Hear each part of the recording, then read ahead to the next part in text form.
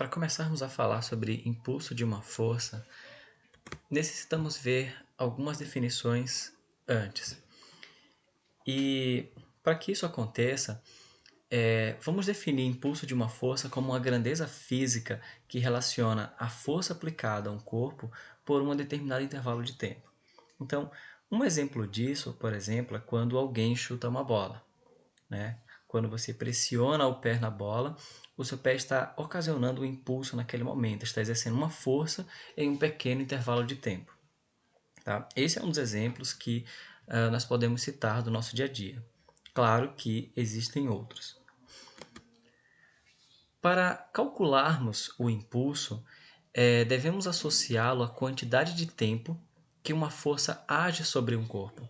E para isso, nós podemos criar a seguinte fórmula, onde o I é o impulso, certo? Que é medido em newtons por segundo. Nós temos o F, que é a força que atua sobre o objeto, e o ΔT, que é a variação de tempo ocasionada ali naquele momento. E, claro, a variação de tempo ela tem que ser dada em segundos. Também podemos calcular o impulso pela variação da quantidade de movimento, certo? Nós vimos no vídeo anterior o estudo sobre a quantidade de movimento e nesse nós iremos estudar sobre a relação que nós temos entre o impulso e a variação da quantidade de movimento, certo? Só para relembrar, a quantidade de movimento é a massa vezes a velocidade, onde Vf é velocidade final e Vi é velocidade inicial. Bom, para podermos praticar essa equação que acabamos de ver, vamos colocá-la em alguns exemplos práticos. Então, olha só, uma criança em um balanço é empurrada pelos seus pais, eles imprimem juntos uma força de 10 newtons durante 2 segundos. Calcule qual foi o impulso sofrido pela criança no balanço. Então, para podermos calcular o impulso sofrido pela criança, vamos utilizar a nossa equação, onde I é igual a F vezes ΔT. Então, o impulso é igual à força de 10 newtons vezes o tempo de 2 segundos.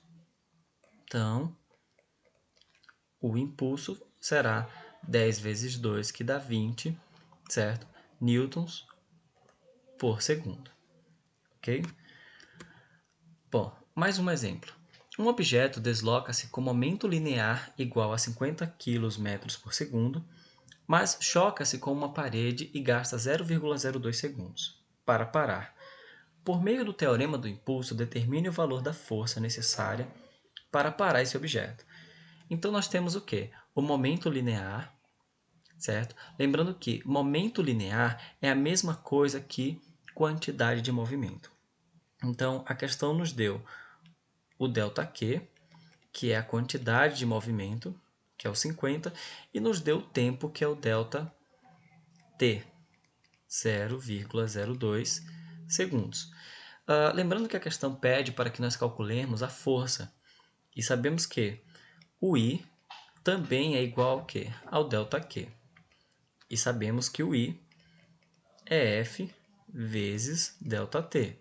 Logo, basta trocarmos o I pelo ΔQ, que vai ser o F vezes ΔT.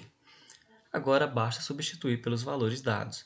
Então, o ΔQ é 50, que é igual a F vezes o 0,02. Isso aqui eu vou escrever em notação científica para facilitar os cálculos. Então, eu vou ter 2 vezes 10 elevado a menos 2. Então, o F será igual a 50 dividido por 2 vezes 10 elevado a menos 2. Logo, F será igual a 2.500 newtons. Ou seja, a resposta correta é a letra D. Bom, espero que vocês tenham entendido e até a próxima.